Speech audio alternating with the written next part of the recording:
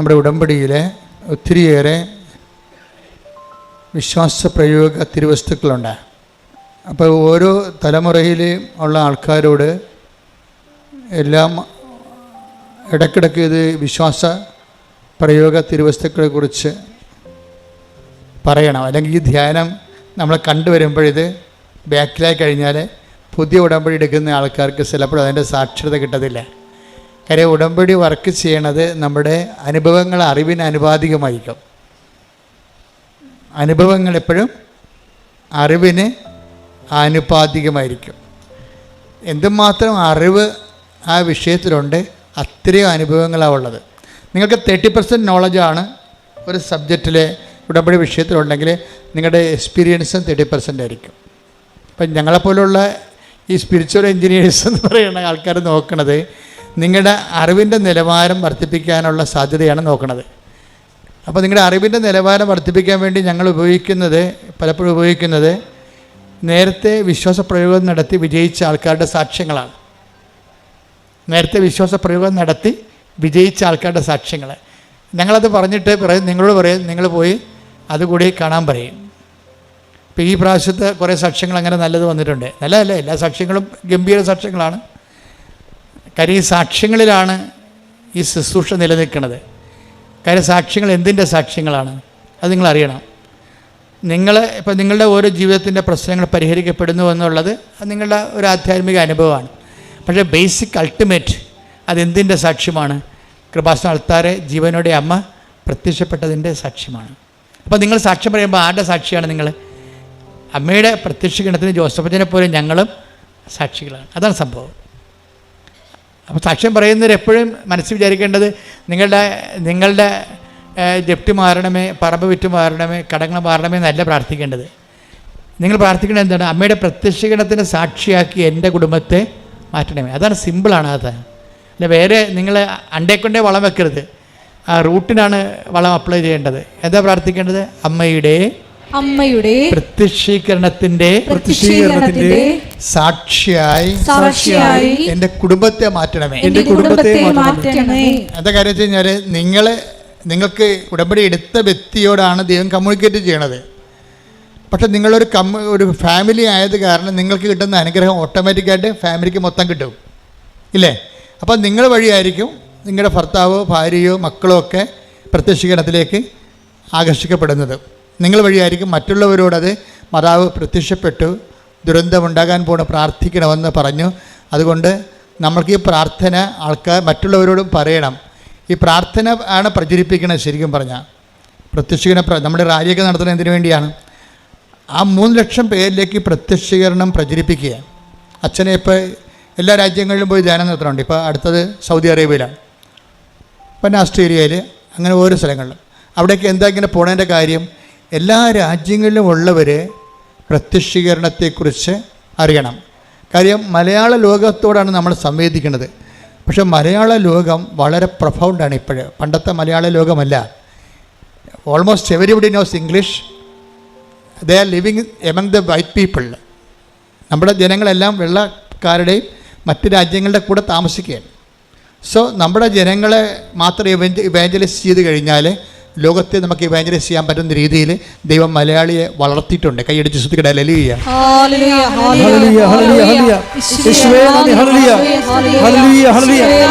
അപ്പോൾ ഉടമ്പടിയുടെ ഭാഗമാകുന്ന അല്ലെങ്കിൽ ഉടമ്പടിയുടെ ഭാഗമാകാൻ വേണ്ടി ദൈവം പ്രത്യേക ദൈവവിളി, ഇതൊരു വിളിയാണ്. അപ്പം നിങ്ങൾക്ക് രോഗമുണ്ട് എന്നല്ല പറയേണ്ടത്, നിങ്ങൾക്ക് ദൈവമായിട്ട് ഉടമ്പടി ചെയ്യാനുള്ള ദൈവവിളി ഉണ്ടെന്നാണ് പറയേണ്ടത്. You got the point. മനസ്സിലായില്ലേ? നിങ്ങൾക്ക് രോഗമുണ്ടെന്നൊന്നും പറഞ്ഞേക്കരുത്.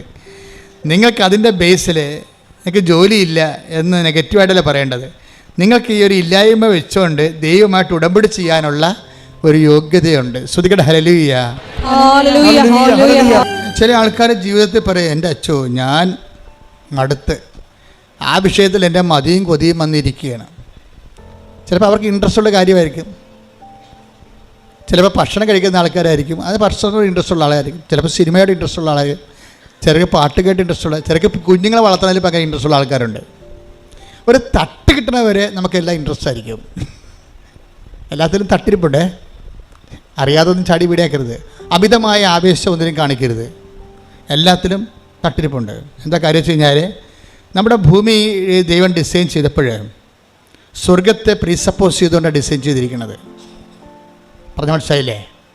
നമ്മുടെ ഭൂമിയും അതിലുള്ള മനുഷ്യൻ്റെ വാഴ്വും ദൈവം ക്രമീകരിച്ചപ്പോൾ സ്വർഗത്തെ പ്രീസപ്പോസ് ചെയ്തിട്ടുണ്ടാണ്. അതായത് സ്വർഗത്തെ അവലംബമാക്കിയിട്ടാണ് നമ്മുടെ ഇവിടുത്തെ ജീവിതം ദൈവം ഡിസൈൻ ചെയ്തിരിക്കുന്നത്.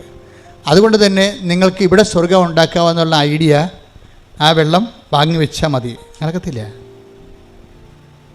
അതുകൊണ്ട് നിങ്ങൾക്ക് എന്നാ പറ്റണമെന്ന് വെച്ച് കഴിഞ്ഞാൽ, നിങ്ങൾ അമിതമായ ആവേശ സ്നേഹങ്ങൾ പിള്ളേരോട് കാണിച്ചാൽ കുറച്ച് കഴിയുമ്പോൾ, അവർ കല്യാണം കഴിച്ച് കഴിയുമ്പോൾ നിങ്ങൾക്ക് അവർ തട്ട് കിട്ടി കഴിയുമ്പോൾ മനസ്സിലാവും, വെറുതെ ആവശ്യമില്ലാതെ അതൊക്കെ എല്ലാത്തിനും. ഇത് തന്നെ ഭർത്താവിനോട് കാണിക്കുന്ന സ്നേഹവും, ഇത് തന്നെ ഭാര്യയോട് കാണിക്കുന്ന സ്നേഹവും, ഇനി നിങ്ങളുടെ പ്രൊഫഷനോട് കാണിക്കുന്ന സ്നേഹവും എല്ലാം ദൈവത്തിൻ്റെ സ്നേഹത്തെ കണ്ടറിയണവരെ ബാക്കി എന്തിനും നമുക്ക് മതിയും കൊതിയും വരും, തീർന്നെന്ന് പോകും. ആൾക്കാർ പറയും, ഓ മതിയും കൊതിയും തീർന്ന്. എന്നിട്ട് അങ്ങനെ നിങ്ങൾ തലയെ കൈ വെച്ചുകൊണ്ട് പറയും, ഓ അതിന് ഞാൻ മതിയും കൊതിയും തീർന്നിരിക്കണമെന്ന് പറയും. എന്താ ഭൂമിയുടെ അവസ്ഥ അതാ. ഇനി മതിയും കൊതിയും തീരാത്ത ഒരു സംഭവം എന്ന് പറയുന്നത് ദൈവത്തോടുള്ള സ്നേഹമാണ്. ഞാൻ നിങ്ങളോട് പറയുന്നു, നിങ്ങൾ ഉടമ്പടി ചെയ്യുന്നു, നിങ്ങളുടെ വിശ്വാസം വേണമെന്ന് ഞാനൊരിക്കലും പറയാതെ. You must not have faith. നിങ്ങൾക്ക് വിശ്വാസം ആവശ്യമില്ല, കാര്യം ദൈവത്തിന് അത് ആവശ്യമില്ലാത്ത കൊണ്ടാണ്. നിങ്ങൾക്ക് വിശ്വാസം ആവശ്യമില്ല, എന്താ കാര്യം? ദൈവത്തിനത് ആവശ്യമില്ലാത്ത കൊണ്ടാണ്. എന്താ കാര്യം? നമ്മുടെ വിശ്വാസത്തിലല്ല ദൈവം ജീവിക്കണത്, ആണോ? അല്ല. നമ്മുടെ വിശ്വാസത്തിലേക്ക് ദൈവം ഉണ്ടാകുക. അപ്പം നമ്മുടെ വിശ്വാസത്തിലല്ല ദൈവത്തിൻ്റെ നിലനിൽപ്പ്. പിന്നെ എന്താ നമുക്ക് വേണ്ടത്? വിശ്വാസം ഒരു കിൻഡർ ഗാർട്ടൻ പരിപാടിയാണ്. എന്ന് വെച്ച് കഴിഞ്ഞാൽ നഴ്സറി കുഞ്ഞുങ്ങൾ ഇല്ലേ, മാങ്ങ എന്നൊരു പടം കാണിച്ചിട്ട് അവിടെ മാംഗോ എന്ന് എഴുതി വെക്കും അല്ലേ? അതാണ് വിശ്വാസത്തിൻ്റെ നിലവാരം. അത്രേ ഉള്ളൂ. എ ബി സി ഡി നോളജാണ് വിശ്വാസം എന്ന് പറയണത്. നിങ്ങളെ ഓരോ കാര്യം ചെയ്യുമ്പോഴും ഉടമ്പടി ഇതൊന്നും വർക്കൗട്ട് ചെയ്ത്, വിശ്വാസം ഒന്നും ഉടമ്പടി വർക്കൗട്ട് ചെയ്തില്ല. എന്ന് വെച്ച് കഴിഞ്ഞാൽ ഉടമ്പടിയിൽ ഉപയോഗിക്കുന്നത്, ഇപ്പം നമ്മൾ ചിലപ്പോഴും പറയത്തില്ലേ, മണ്ണെണ്ണ, ചില സ്റ്റൗവിലൊക്കെ മണ്ണെണ്ണ മതി അല്ലേ? വിറകുണ്ട്, പണ്ട് നമ്മൾ വിറക് ഉപയോഗിച്ചിരുന്നതാണ്. അതിനുശേഷം നമ്മൾ മണ്ണെണ്ണ സ്റ്റൗവൊക്കെ ഉപയോഗിക്കാൻ തുടങ്ങി ഇല്ലേ? അപ്പോൾ അതിന് ശേഷമാണ് നമ്മൾ പിന്നീട് ഗ്യാസിലോട്ടൊക്കെ കൺവേർട്ട് ചെയ്ത് വന്നു. പിന്നീട് അത് കറണ്ടിലേക്ക്. അപ്പോൾ ഊർജ്ജത്തിൻ്റെ സ്രോതസ്സുകൾ വ്യത്യാസപ്പെടുന്നുണ്ടല്ലേ? ആദ്യം വിറക്, പിന്നെ മണ്ണെണ്ണ, പിന്നെ അത് കഴിഞ്ഞിട്ട് ശേഷം നമ്മൾ ഗ്യാസ് ഉപയോഗിച്ചു. ഇപ്പോൾ നമ്മൾ കറണ്ട് ഉപയോഗിക്കുന്നു. അപ്പോൾ ഊർജ്ജം ഇങ്ങനെ മാറി. പെട്ടെന്നാണ് ഈ ഊർജ്ജമാറ്റം അടുക്കളയിൽ സംഭവിക്കുന്നത്. ഇതുപോലെ തന്നെയാണ് ഈ ഉടമ്പടിയിൽ വരുമ്പോൾ നമ്മൾ വിറക് ഉപയോഗിക്കാൻ പറ്റത്തില്ല, പണ്ടത്തെ വിശ്വാസം ഉപയോഗിക്കാൻ പറ്റത്തില്ല. അതിൽ കുറേ കരിയും പുകയൊക്കെ ഉണ്ടാകും, അതാണ് പ്രശ്നം. പിന്നെ അതിൻ്റെ അകത്ത് ഉപയോഗിക്കുന്നത് പ്രത്യാശയമല്ല. അതിൻ്റെ അകത്ത് നമുക്ക് ഇത് കഴിഞ്ഞ് പിന്നെ മണ്ണെണ്ണ ഉപയോഗിക്കാൻ പറ്റുന്നു. അതിൻ്റെ അകത്ത് ഉപയോഗിക്കുന്നത് അതായത് റിഫൈൻഡ് ലവ് ആണ്. ലവ് അല്ല ശരിക്കും പറഞ്ഞാൽ ഉടമ്പടി ഉപയോഗിക്കേണ്ടത്, റിഫൈൻഡ് ലവ് ആണ്. റിഫൈൻഡ് ലവ് എന്ന് പറഞ്ഞാൽ എന്താണ്? ശുദ്ധീകരിച്ച സ്നേഹം. പറഞ്ഞ മനസ്സിലായില്ലേ? റിഫൈൻഡ് ലവ്, ശുദ്ധീകരിച്ച സ്നേഹം.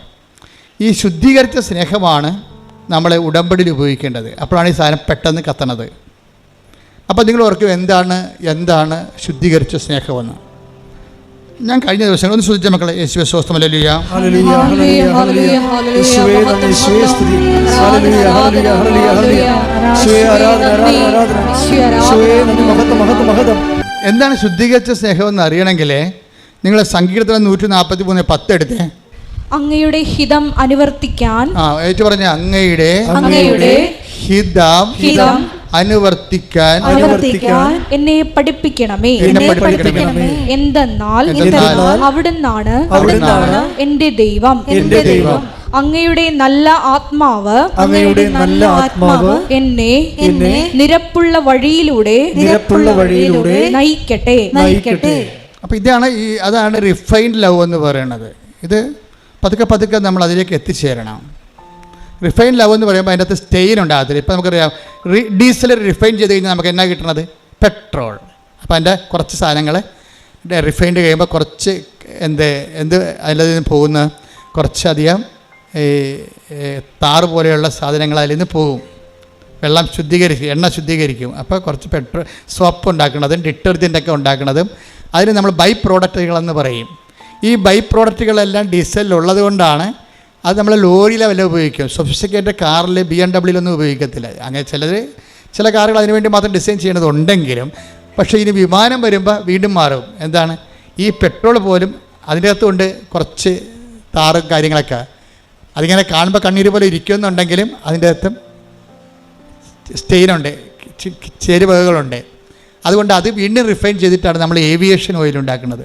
നമ്മുടെ ഡിസ്റ്റിൽഡ് വാട്ടർ പോലെ ക്രിസ്റ്റൽ ക്ലിയർ ആയിരിക്കും ഏവിയേഷൻ ഓയിൽ.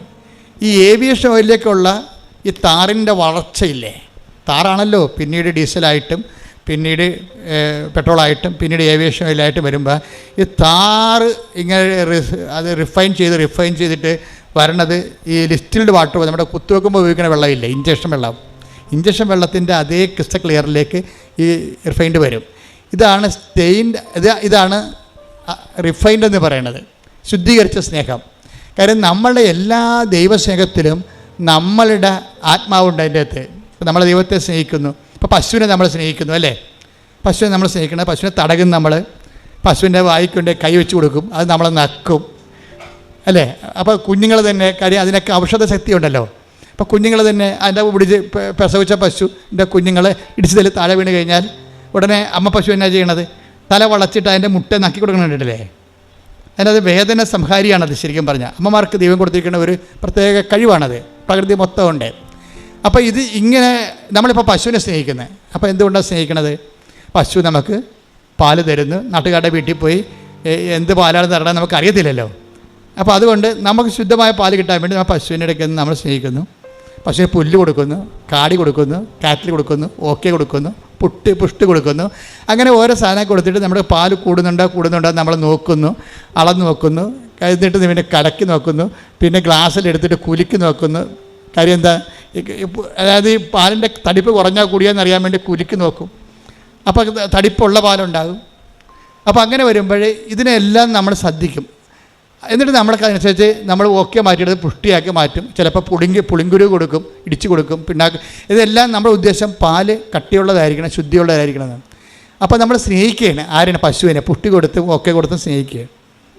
നിങ്ങൾ ഓക്കെ കൊടുക്കുന്നതിന് പകരം ദൈവത്തിന് ഉടമ്പടി കൊടുക്കുകയാണ്. അത്രേ ഉള്ള വ്യത്യാസം. എന്താ കാര്യം? നമുക്ക് വല്ല 10 മാർക്ക് കൂടുതൽ കിട്ടണം. മനസ്സിലായില്ലേ?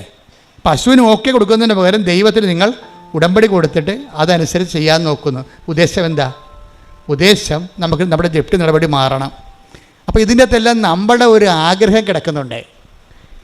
ദൈവത്തിൻ്റെ കാര്യമാണെങ്കിൽ പോലും നമ്മുടെ ഒരു ആഗ്രഹം കിടപ്പുണ്ട്.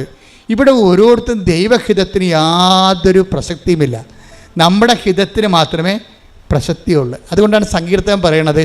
ഒന്നിന് വായിച്ചേ, 143:10 ഒന്ന് വായിച്ചേ. അങ്ങയുടെ ഹിതം അനുവർത്തിക്കാം. അതാണ് പ്രശ്നം. ഒരു പ്രൊവിഷൻ എപ്പോഴും അതിനിട്ടേക്കണം. എന്താണ് എന്ന് പറഞ്ഞ? അങ്ങയുടെ ഹിതം അനുവർത്തിക്കാൻ എന്നെ പഠിപ്പിക്കണമേ. എങ്ങനെ പഠിപ്പിക്കും? അനുഭവങ്ങളാണ് അധ്യാപകൻ. അനുഭവങ്ങളിലൂടെ പഠിക്കാൻ പറ്റത്തുള്ളൂ നമുക്ക്. അപ്പോൾ ഈ അനുഭവങ്ങൾ വരുമ്പോൾ ചില അനുഭവങ്ങൾ എല്ലാം നമ്മുടെ ഹിതം പോലെ എടുക്കരുത്. നിങ്ങളെ മനസ്സിലായില്ലേ? 6 നിയോഗങ്ങൾ ഇട്ടാൽ ഒരു 2 എണ്ണമെങ്കിലും നിങ്ങൾ ദൈവത്തിന് ഓപ്ഷൻ വെക്കണം. മനസ്സിലായ? അത് അങ്ങയുടെ, അതാണ് ആ സങ്കീർത്തനം പറയണത്. എന്താ പറയണത്? അങ്ങയുടെ ഹിതം അനുവർത്തിക്കാൻ എന്നെ പഠിപ്പിക്കണമേ. അപ്പൊ പഠിപ്പിക്കണം എന്ന് വെച്ച് കഴിഞ്ഞാൽ ദൈവം പഠിപ്പിക്കണം എങ്ങനെയാണ്? അനുഭവങ്ങളിലൂടെയാണ് പഠിപ്പിക്കത്തുള്ളൂ. അല്ലാതെ ദൈവം വന്ന് നേരിട്ട് ഇങ്ങോട്ട് വന്നിട്ട് ഓട്ടോറിക്ഷ വന്ന് ഇറങ്ങിയിട്ട് നമ്മളെ പഠിക്കുക, പുസ്തകം സ്ലൈറ്റ് വിടുക എന്ന് പറഞ്ഞ് പഠിപ്പിക്കുക ഇല്ല. You will get A experience. നമ്മുടെ എക്സ്പീരിയൻസിൽ നിന്നാണ് നമ്മൾ ദൈവത്തിൻ്റെ ഹിതം അനുവർത്തിക്കാൻ പഠിക്കണത്. ഇപ്പം നിനക്ക് 16 കൊല്ലം മക്കളില്ല, ഓക്കെ, 16 കൊല്ലം മക്കളില്ല എന്ന് പറഞ്ഞ് നീ ഉടമ്പടിയും എടുത്തിട്ടുണ്ട്, എല്ലാ കാര്യങ്ങളും ചെയ്യുന്നുണ്ട്, ഓക്കെ. പക്ഷേ നീ നോക്കി നിൽക്കുമ്പോൾ ഇപ്പോൾ ഇന്നലെ കഴിഞ്ഞ ദിവസം ഒരു സാക്ഷ്യം ഉണ്ടായി. എന്ത് സാക്ഷ്യം എന്ന് വെച്ച് കഴിഞ്ഞാൽ, ആദ്യമായിട്ടാണ് എനിക്ക് അങ്ങനെ ഒരു സാക്ഷ്യം എന്ന് പറഞ്ഞത്. അത് വെച്ച് കഴിഞ്ഞാൽ അവർക്ക് 25 വർഷമായിട്ട് മക്കളില്ല. എന്നെ തൊട്ടൊരു സാക്ഷ്യമാണത്. 25 വർഷമായിട്ട് അവർക്ക് മക്കളില്ല. അപ്പോൾ അവരെ സംബന്ധിച്ചിടത്തോളം ഉള്ള ഒരു പ്രശ്നം വെച്ച് കഴിഞ്ഞാൽ അണ്ട ഉൽപ്പാദനം നിലച്ചിരിക്കുന്നു. വയസ്സ് 42 ആയി, എന്നാലും 42 വയസ്സിന് മുമ്പ് തന്നെ അണ്ടം അവർക്ക് ഉൽപ്പാദിപ്പിക്കുന്നില്ല. അണ്ടം ഉൽപ്പാദിപ്പിക്കുന്നില്ല എന്ന് പറയുമ്പോൾ തന്നെ ഇനി ഉള്ള ഓപ്ഷൻ എന്താണ്?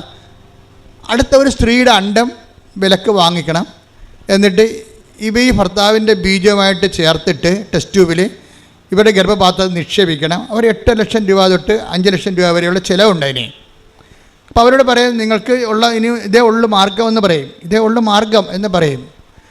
അപ്പോൾ അവർ പറയും, ഞങ്ങൾക്ക് അതിനുള്ള പൈസ ഇല്ലെന്ന് അവർ പറയണത്. അതിന് ഞങ്ങൾക്കറിയാം, അത് നടന്നാൽ തന്നെ കൊച്ചിനെ കിട്ടണമെന്ന് നിർബന്ധമില്ലാത്ത കൊണ്ട്, ഒരു കൊച്ചിനെ കിട്ടണമെന്ന് നിർബന്ധമില്ലാത്ത കൊണ്ട് അവർ ശാസ്ത്രമാണെന്ന് പറഞ്ഞാലും ശാസ്ത്രത്തിൻ്റെ അകത്തും ഒരു നമ്മുടെ പകുതി മാത്രമേ നമുക്ക് ഉറപ്പുള്ളൂ. അതുകൊണ്ട് അവർ പറയും അത്രയും പൈസ മുടക്കാനില്ല. അപ്പോൾ ഞങ്ങൾ ആ കൊച്ചിനെ കിട്ടുക എന്നുള്ള ആ ഒരു ചാപ്റ്റർ അവരങ്ങോട്ട് ആ പുസ്തകം അടച്ചു വെക്കും, ചാപ്റ്റർ ക്ലോസ് ചെയ്യും. അപ്പോൾ കൊച്ചിനെ കിട്ടുക എന്നുള്ള അങ്ങനെ 22 വയസ്സ്, 22 വർഷമായി, 23ആയി, 24ആയി, 25 വർഷമായിട്ട് മക്കളില്ല. അത് ജീവിക്കുമ്പോൾ അവർക്ക് പെട്ടെന്ന് കൃപാസനത്തെക്കുറിച്ച് ആരോ വന്ന് അവരോട് പറയും, കൃപാസനത്തിൽ ഇങ്ങനെ കുറേ മാതാവ് കുറേ അത്ഭുതങ്ങൾ ചെയ്യുന്നുണ്ട്. അത്രയേ ഉള്ളൂ. ഫസ്റ്റ് ന്യൂസ് അതാണ്. അപ്പോൾ അവരെ സംബന്ധിച്ചിടത്തോളം അവർ ഇവിടെ വന്ന് അത് യൂട്യൂബിൽ കയറി നോക്കുമ്പോൾ അതെല്ലാം സത്യമാണെന്ന് മനസ്സിലാകുമ്പോൾ അവർക്കും തോന്നും, എന്നാൽ ഒന്ന് പോയി നോക്കാമെന്ന് പറയും. അവരങ്ങനെ പോയി നോക്കാൻ വേണ്ടി ആദ്യം വന്ന് ഇവിടെ കണ്ടു കേട്ടു, അവർ പോയി. പിന്നീട് ഒരു പ്രാവശ്യം കൂടി വരാൻ തോന്നി, അങ്ങനെ വന്നു. അവർ ഉടമ്പടി എടുത്തു.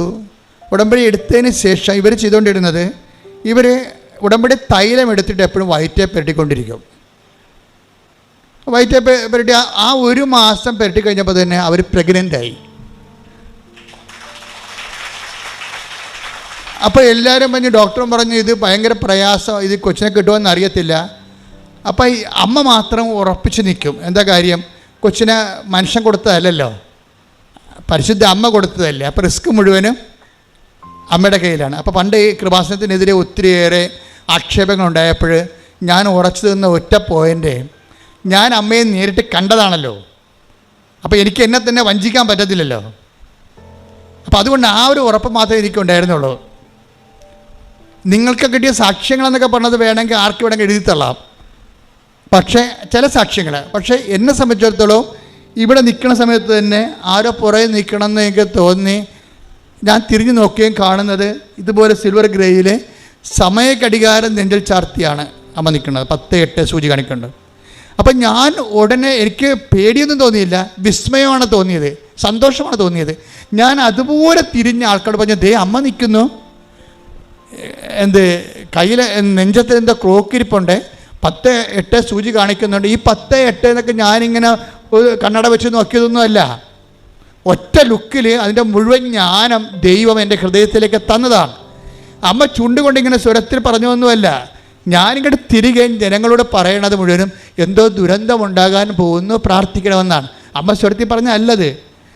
അമ്മ നിൽക്കണതിൻ്റെ ആ ഒരു ഒറ്റ ഗ്ലാൻസിൽ തന്നെ എനിക്ക് അത് എൻ്റെ മനസ്സിൽ തർജ്ജമ ചെയ്ത് കിട്ടിയതാണ്. സെക്കൻഡുകൾക്ക് ഒരു സെക്കൻഡിൻ്റെ 1000-1 അംശത്തിൻ്റെ ആ സമയ ചുരുക്കത്തിലാണ് ഇത്രയും കാര്യങ്ങൾ സംഭവിക്കുന്നത്. ഞാൻ ആൾക്കോട് പറയണത് എന്തോ ദുരന്തമുണ്ടാകാൻ പോണു, പ്രാർത്ഥിക്കണം. എൻ്റെ പേര് ബെൻസി, ഞാൻ കാഞ്ഞിരപ്പള്ളിയിൽ നിന്ന് വരുന്നു. ആദ്യമേ തന്നെ ഞാൻ എൻ്റെ അമ്മയോട് ക്ഷമ ചോദിക്കാൻ, സാക്ഷ്യം പറയാൻ താമസിച്ചതിന്. ഞാൻ 2022 ഒക്ടോബർ മാസത്തിലാണ് ഉടമ്പടി എടുക്കുന്നത്. എനിക്ക് ഈ ഉടമ്പടി വിശുദ്ധ വസ്തുക്കൾ ഉപയോഗിച്ചതിനോട് ലഭിച്ച അനുഗ്രഹത്തിനായിട്ടാണ് ഞാനിപ്പോൾ ഇവിടെ സാക്ഷിയായി നിൽക്കുന്നത്. എൻ്റെ ഭർത്താവിന് ഒരു 21 വർഷമായിട്ട് അലർജി മൂലം മൂക്കിൽ ദശ വളരുന്ന രോഗം ഉണ്ടായിരുന്നു. അത് ആദ്യമേയൊക്കെ വർഷത്തിലൊന്ന്, അത് കഴിഞ്ഞ് അതിൻ്റെ ദൈർഘ്യം കുറഞ്ഞ് 6 മാസം കൂടുമ്പോൾ, പിന്നീട് വന്നത് 2 ആഴ്ച കൂടുമ്പോൾ, അങ്ങനെയൊക്കെ വരുമ്പോഴത്തേക്കിനും ഡോക്ടറെ കണ്ട് ആൻറ്റിബയോട്ടിക് എടുത്ത് അങ്ങനെയാണ് മാറിക്കൊണ്ടിരുന്നത്. അവസാനമായപ്പോഴത്തേക്കും ഡോക്ടർ പറഞ്ഞു, ഇനി ആൻറ്റിബയോട്ടിക് എടുക്കാൻ പറ്റില്ല, ഇത് ഓപ്പറേഷൻ കൊണ്ടേ മാറത്തുള്ളൂ എന്ന് പറഞ്ഞു. ആ സമയത്ത് ഞാനിവിടെ വന്ന് മാതാവിൻ്റെ അടുക്കെ ഉടമ്പടി എടുത്ത് വീട്ടിൽ ചെന്ന് കഴിഞ്ഞ് ഞാൻ ഈ ഉടമ്പടി തൈലം തേച്ച് പ്രാർത്ഥിക്കുമായിരുന്നു. പിറ്റേ ദിവസം ആയപ്പോഴത്തേക്കിനും മൂക്കിൻ്റെ അടപ്പ് നല്ലപോലെ അങ്ങ് കൂടി. ഞാൻ എന്നെ ചെയ്ത് വൈകുന്നേരം ആയപ്പോഴത്തേക്കിനും 2 മൂക്കിൽ ഓരോ തുള്ളി ഉടമ്പടി തൈലം ഒഴിച്ചു. അപ്പോഴത്തേക്കും 2 മൂക്കും അങ്ങ് അടഞ്ഞു, ഒട്ടും ശ്വാസം വിടാൻ മേലാത്ത അവസ്ഥയായി. എനിക്കറിയായിരുന്നു മാതാവ് നേരം വെളുക്കുമ്പോഴത്തേക്കിനും അത് മാറിക്കിട്ടുമെന്ന്. ഏതായാലും പിറ്റേ ദിവസം ആയപ്പോഴത്തേക്കിനും മൂക്കിന് ഒരു പ്രശ്നവുമില്ല, മൂക്ക് നല്ലപോലെ തുറന്നു. ഇപ്പോൾ 1-1.5 വർഷമായി, ഇതുവരെ പിന്നീട് ആ രോഗം വന്നിട്ടില്ല. പിന്നെ എനിക്ക് പറയാനുള്ളത് എൻ്റെ മോളുടെ ഓസ്കി എക്സാമിനെ കുറിച്ചാണ്. അവൾക്ക് എക്സാം എന്ന് കേൾക്കുമ്പോഴേ ഭയങ്കര ടെൻഷനാണ്. അപ്പോൾ ഞാൻ മാതാവിനോട് പ്രാർത്ഥിച്ചു, മാതാവേ കുഞ്ഞ് UK-ലാണ്, സഞ്ചാരി മാതാവല്ലേ, മാതാവ് അവളുടെ കൂടെ ഉണ്ടാവണം. ഏതായാലും മാതാവിൻ്റെ അനുഗ്രഹം കൊണ്ട് അവൾ OSCE എക്സാം ഒരു പ്രശ്നങ്ങളും ഇല്ലാതെ പാസ്സായി. പിന്നെ മൂന്നാമത് എന്നാന്ന് വെച്ചാൽ മോള് അവധിക്ക് നാട്ടിൽ വരുന്ന സമയത്ത് അവിടുന്ന് പോരാൻ ഇറങ്ങിയപ്പോൾ ഞാനിപ്പോൾ ഇവിടുന്ന് പോയ സമയത്ത് ഞാൻ ഉടമ്പടി ഉപ്പും തേനും ഒക്കെ അവൾക്ക് കൊടുത്തു വിട്ടിട്ടുണ്ടായിരുന്നു. അപ്പോൾ നാട്ടിലേക്ക് അവധിക്ക് വരുന്ന സമയത്ത് അവിടുന്ന് ഇറങ്ങാൻ നേരത്ത് മമ്മി ഞാനിങ്ങനെ ഇറങ്ങുമോ എന്ന് പറഞ്ഞ് വിളിച്ചപ്പോൾ എനിക്കറിയില്ല, പെട്ടെന്ന് എൻ്റെ മനസ്സിൽ തോന്നി മോളുടെ കയ്യിലുള്ള ഉപ്പെടുത്ത് ഫ്ലാറ്റിനുള്ളിലെല്ലാം ഇട്ട് വിശ്വാസപ്രമാണം ചൊല്ലി പ്രാർത്ഥിച്ചിട്ട് ഇറങ്ങാൻ പറഞ്ഞു. അങ്ങനെ അവളത് വിശ്വാസപ്രമാണം ചൊല്ലി മുറിക്കുള്ളിലെല്ലാം ഉപ്പിട്ട് വന്നു. നാട്ടിൽ വന്ന് തിരിച്ചു പോകേണ്ടിയ 2 ദിവസത്തിന് മുമ്പേ ഫ്ലാറ്റിൻ്റെ ഓണർ വിളിച്ചു. അവരുടെ ഫ്ലാറ്റിന് തൊട്ടടുത്ത് തീ പിടിച്ചു. ഇവരുടെ ഫ്ലാറ്റിലേക്കും പുകയും തീയും ഒക്കെ പടർന്നിട്ടുണ്ട്. നീ അവിടെ താമസിക്കാൻ പറ്റുമെന്നൊന്നും അറിയില്ല, അവർ വന്ന് പരിശോധനയൊക്കെ കഴിഞ്ഞാലേ എന്തെങ്കിലും പറയാൻ പറ്റത്തുള്ളൂ എന്നൊക്കെ പറഞ്ഞു. ഞാൻ പറഞ്ഞു, മോളെ നമ്മൾ ഉപ്പിട്ടതല്ലേ, ഒരു കുഴപ്പം വരത്തില്ല, മാതാവ് നോക്കിക്കോളും. 2 ദിവസം കഴിഞ്ഞപ്പോഴത്തേക്കിനും അവർ വിളിച്ചു, മോള് ലക്കിയാണ്, ഒരു പ്രശ്നങ്ങളും ഇല്ല എന്ന് പറഞ്ഞു. അവൾ തിരിച്ച് 2 ദിവസം കഴിഞ്ഞ് അവിടെ ചെന്നപ്പോൾ മുറിക്കകം നിറച്ച് പുകയുടെ മണമൊക്കെ ഉണ്ട്, എല്ലാം ഉരുകി ഒലിച്ചൊക്കെയാണ് കിടക്കുന്നത്. പക്ഷേ ഒരു സാധനങ്ങൾക്ക് പോലും ഒരു കേടുപാടും വന്നില്ല. അത് മാതാവിൻ്റെ അനുഗ്രഹം കൊണ്ടാണ് സാധിച്ചത്. പിന്നെയുള്ളത് എൻ്റെ ഇളയ മോൾക്ക് അലർജി ഉണ്ടായിരുന്നു. അത് ഞാൻ ഇവിടുന്ന് വന്ന് അവൾ ഒരു 3 മാസത്തോളം മരുന്ന് കഴിച്ചു, പക്ഷെ മാറുന്നുണ്ടായിരുന്നില്ല. അത് കഴിഞ്ഞിട്ട് ഞാൻ വീട്ടിൽ വന്നു കഴിഞ്ഞപ്പോൾ അവൾക്ക് ഉടമ്പടി തേനും ഉപ്പും ഒക്കെ കൊടുത്ത് ആ രോഗം പൂർണ്ണമായിട്ടും മാതാവ് മാറ്റിത്തന്നു. പിന്നെ ഉടമ്പടി വെക്കാത്ത ഒരു അനുഗ്രഹമാണ് എനിക്ക് പറയാനുള്ളത്. ഞാൻ ഉടമ്പടി എടുത്ത സമയത്ത് എനിക്ക് കോവിഡ് വാക്സിൻ എടുത്തു കഴിഞ്ഞപ്പോൾ എൻ്റെ ഒരു സൈഡ് മുഴുവൻ വല്ലാതെ കട്ട് കഴിച്ച് എനിക്ക് രാത്രി ഉറങ്ങാനൊന്നും പറ്റുന്നുണ്ടായിരുന്നില്ല. അപ്പോൾ ഞാൻ എന്നിട്ട് തലവേദനയായി, പ്രഷർ കയറി തലവേദനയായി ഒരു 2 മാസത്തോളം മരുന്നൊക്കെ കഴിച്ചു. ഞാനിവിടെ വന്ന് ഉടമ്പടി വെക്കാൻ നേരം എൻ്റെ കാര്യമൊന്നും ഓർത്തില്ല, ഞാൻ അതിനെക്കുറിച്ച് ഓർത്തുമില്ല. പക്ഷേ ഉടമ്പടി എടുത്ത് അന്ന് രാത്രി ചെന്ന് ഞാൻ നല്ല സുഖമായിട്ട് ഉറങ്ങി. പിന്നീട് എനിക്ക് ഇന്ന് വരെ ആ തലവേദന ഉണ്ടായിട്ടില്ല, ഞാൻ ഇതുവരെ പ്രഷറിൻ്റെ മരുന്നും കഴിച്ചിട്ടില്ല. അമ്മ മാതാവ് വഴി എൻ്റെ ഈശോ തന്ന എല്ലാ അനുഗ്രഹങ്ങൾക്കുമായി ഞാൻ നന്ദി പറയുന്നു. കാരുണ്യ പ്രവർത്തികളാണെങ്കിൽ ഞങ്ങളെക്കൊണ്ട് കഴിയാവുന്നതുപോലെ രോഗികളെ കാണുകയും അവർക്ക് ആവശ്യമായി സഹായം ചെയ്യുകയും ഒക്കെ ചെയ്തിട്ടുണ്ട്. പിന്നെ എല്ലാ മാസവും മിക്കവാറും എന്ന് പറഞ്ഞാണെങ്കിൽ ഞങ്ങളിവിടെ വരുമ്പോഴെല്ലാം ഉടമ്പടി പത്രം വാങ്ങിച്ച് അതെല്ലാവർക്കും വിതരണം ചെയ്യും. പള്ളിയിലൊക്കെ ആണെങ്കിലും ഞങ്ങളിപ്പം 2 പേരും ഒരുമിച്ചാണ് വിശുദ്ധ കുർബാനയ്ക്കൊക്കെ പോകുന്നത്. മറ്റേത് പണ്ടൊക്കെയാണെന്ന് പറഞ്ഞ ഹസ്ബൻഡ് അധികം ബൈബിളൊന്നും വായിക്കില്ലായിരുന്നു. പക്ഷേ ഈ ഉടമ്പടി എടുത്തു കഴിഞ്ഞാൽ പിന്നെ ഇപ്പം എന്നെക്കാട്ടി കൂടുതലായിട്ട് അദ്ദേഹമാണ് ബൈബിൾ വായിക്കുകയും പ്രാർത്ഥിക്കുകയും എല്ലാം ചെയ്യുന്നത്. പരിശുദ്ധ അമ്മ വഴി ഈശോ തന്ന എല്ലാ അനുഗ്രഹങ്ങൾക്കും നന്ദി പറയുന്നു. ആദ്യമായി തന്നെ ഞാൻ അമ്മയോടും തിരുക്കുമാരനോടും എൻ്റെ ഹൃദയം നിറഞ്ഞ നന്ദിയും അതോടൊപ്പം ഞാൻ സാക്ഷ്യം പറയാൻ വൈകിയതിൽ മാപ്പും ചോദിക്കുന്നു. എൻ്റെ പേര് സോണിയ ലിജോ, ഞാൻ തൃശ്ശൂരിൽ നിന്ന് വരുന്നു. 2019 ഞാനും എൻ്റെ ഹസ്ബൻഡും ഒരുമിച്ചാണ് ഇവിടെ വന്ന് ഉടമ്പടി എടുത്തത്. അന്ന് ഇവിടെ പറഞ്ഞിരുന്നു കുടുംബത്തിൽ ഒരാൾ മാത്രമേ എടുക്കാൻ പാടുള്ളൂ എന്ന് പറഞ്ഞിരുന്നു. പക്ഷെ ഞങ്ങൾ 2 പേരും എടുത്തിരുന്നു.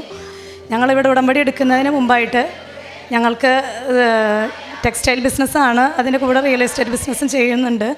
അപ്പോൾ പല സ്ഥലങ്ങളും വിൽക്കുകയും വാങ്ങിക്കുകയൊക്കെ ചെയ്തുകൊണ്ടിരിക്കുന്ന ഒരു സമയത്ത് വിറ്റ് പോകും എന്നുള്ളൊരു ധാരണയിൽ ഹൈവേയിൽ ഞങ്ങളൊരു 10 സെൻറ്റ് സ്ഥലം ടെക്സ്റ്റൈൽ ഷോപ്പ് നടത്തുന്നതിന് വേണ്ടിയിട്ട് മേടിച്ചിരുന്നു.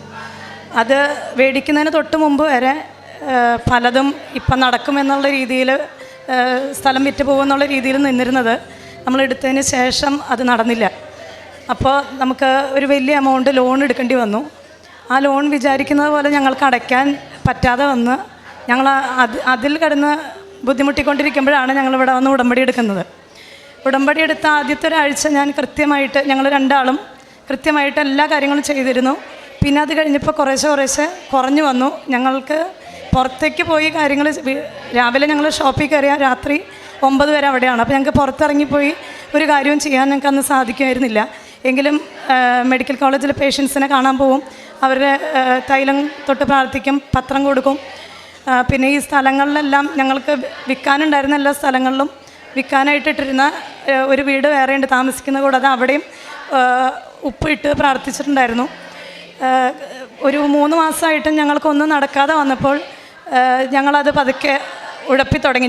എനിക്ക് തോന്നിയിരുന്നത് എനിക്കതിനുള്ള യോഗ്യതയില്ല, ആ ഉടമ്പടി കൃത്യമായിട്ട് മുന്നോട്ട് കൊണ്ടുപോകാനുള്ള കൃപയില്ല. അങ്ങനെയാണ് ഞാൻ വിചാരിച്ചിരുന്നത്. ഹസ്ബൻഡിൻ്റെ ഇടയിൽ ഇവിടെ വന്ന് പുതുക്കുകയും ചെയ്തു.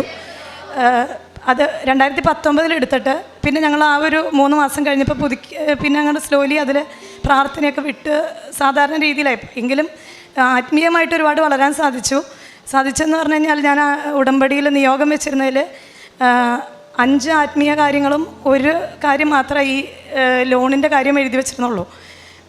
പക്ഷേ 19 എടുത്ത ഉടമ്പടി ഉഴപ്പിപ്പോയെങ്കിലും 21 കോവിഡ് വന്നിട്ട് ലോക്ക്ഡൗൺ ആയി. എല്ലാ ഓഫീസുകളും ഗവൺമെൻറ് ഓഫീസസ് എല്ലാം അടച്ച് കൊണ്ടിരിക്കുന്ന ഒരു സമയത്ത്, ആരും പുറത്തിറങ്ങാത്ത ഒരു സമയത്ത് ഞങ്ങൾക്ക് ജനുവരി മുതൽ മാർച്ച് വരെ നടന്നില്ല എന്ന് പറഞ്ഞുകൊണ്ടിരുന്ന ഒരു വലിയ സ്ഥലത്തിൻ്റെ ബിസിനസ്, ഒരു വലിയൊരു എമൗണ്ടിൻ്റെ ഒരു സ്ഥല വിൽപ്പന ആ സമയത്ത് നടന്നു.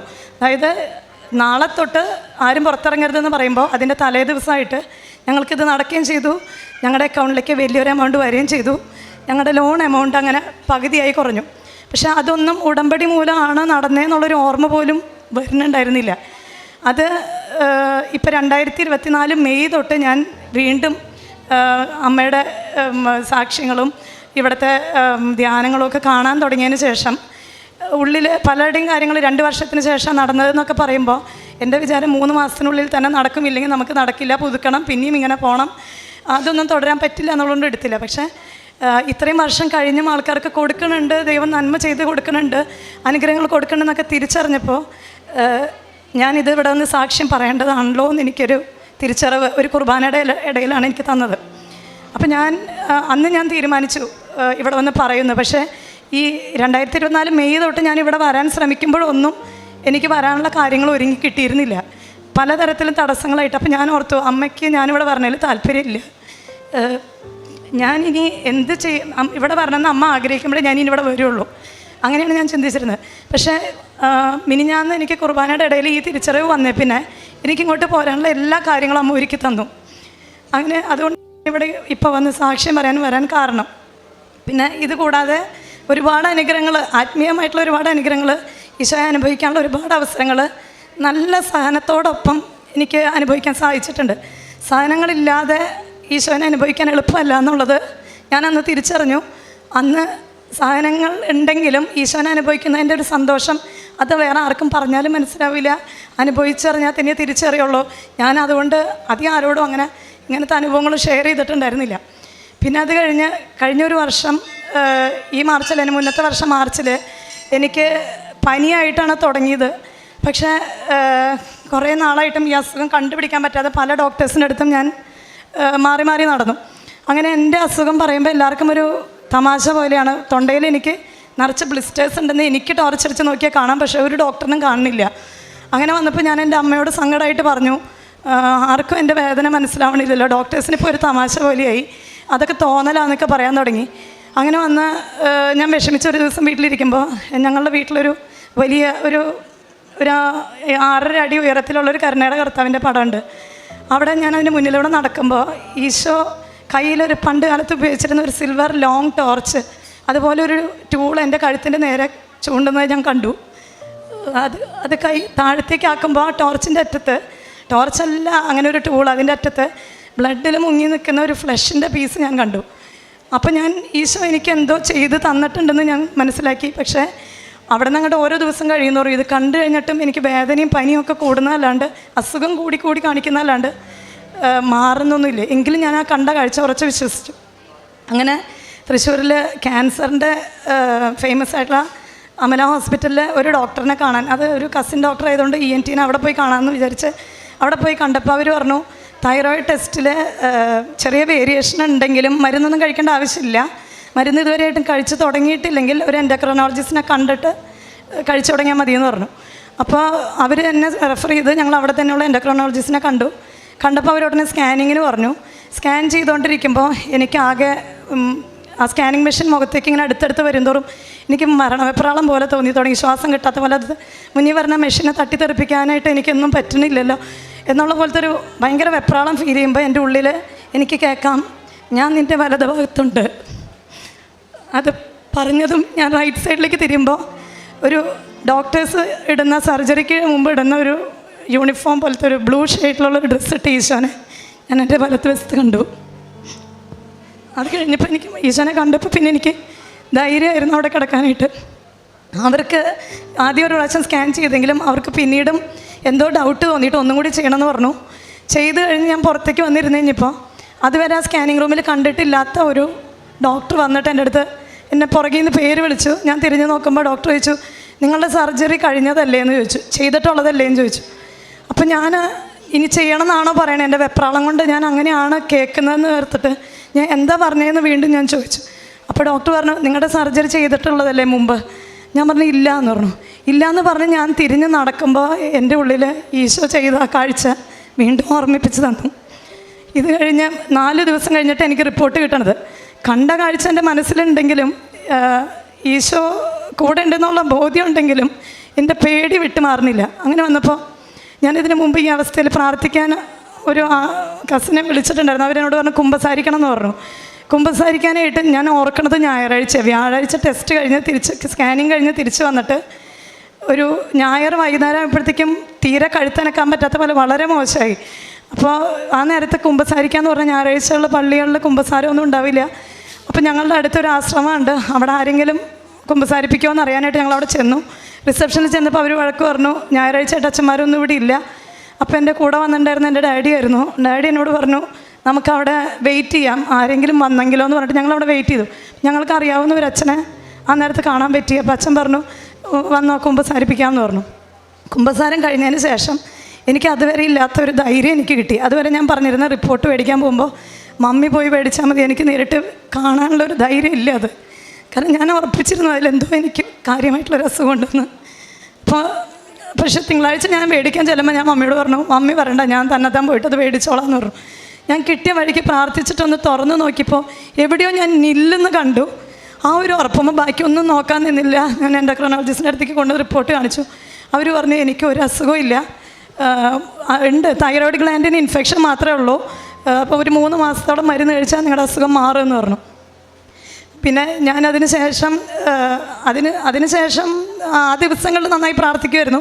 പക്ഷെ ഉടമ്പടി എടുത്ത സമയങ്ങളിൽ അരമണിക്കൂർ ബൈബിൾ വായനയും രാവിലെയുള്ള പ്രത്യക്ഷീകരണവും വൈകുന്നേരം കുടുംബ പ്രാർത്ഥനകൾ ഞങ്ങൾ മുമ്പ് മുടങ്ങുമായിരുന്നു. പക്ഷേ ഉടമ്പടി എടുത്തതിന് ശേഷം മുടങ്ങാണ്ടൊക്കെ ചെയ്തിരുന്നു 3 മാസത്തോളം. അത് കഴിഞ്ഞിട്ട് കുടുംബ പ്രാർത്ഥന മുടങ്ങാറില്ലെങ്കിലും ഇവിടുത്തെ ഇതൊന്നും പാലിച്ചല്ല ജീവിച്ചത്. പക്ഷേ ഇന്ന് ഞാനിവിടെ ഒന്ന് പുതുക്കി, ഇനി ഇവിടെ നിന്ന് തുടർന്ന് അങ്ങോട്ട് മാതാവ് പറയുന്ന പോലെ എന്നാൽ ഞാൻ പറഞ്ഞിരിക്കുന്നത് എൻ്റെ കൂടെ വരണം.